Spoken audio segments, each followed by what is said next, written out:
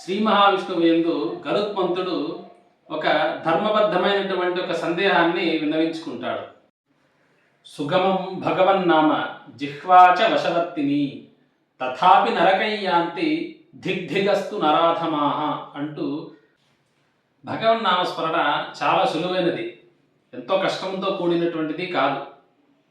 అలాగే నాలుకకి తిరగలేనటువంటి కఠినమైన పదాలతో ఉండేది కాదు, చాలా సులభమైనటువంటి ఓం నమో నారాయణాయ, ఓం నమ శివాయ ఇలాంటి భగవన్నామస్మరణ చాలా సులువైన మార్గంలో మనకు భగవన్నామస్మరణతో ఎంతో చక్కగా వాటిని మనం స్మరణ చేయొచ్చు.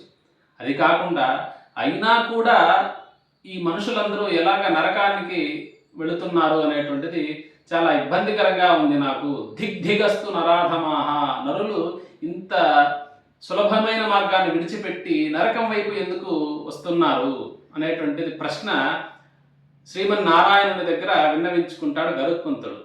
కాబట్టి కలవు కేశవ సంకీర్తనాత్, గత యుగాల్లో ఎన్నో కర్మలు ఆచరించినా, ఎన్నో యజ్ఞయాగాది క్రతువులు నిర్వహించినా మోక్షాన్ని పొందడం అంత సులువు కాదు.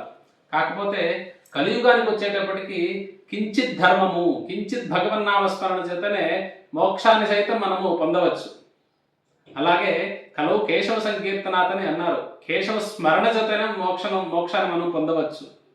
కాబట్టి భగవన్నామస్మరణే మనకు ప్రధానమైనటువంటి లక్ష్యంగా తీసుకొని ప్రతి పనిలో భగవన్నామస్మరణని మనము నివేదించుకుంటూ భగవత్ సాక్షాత్కారాన్ని పొందుదాం. నమస్కారం.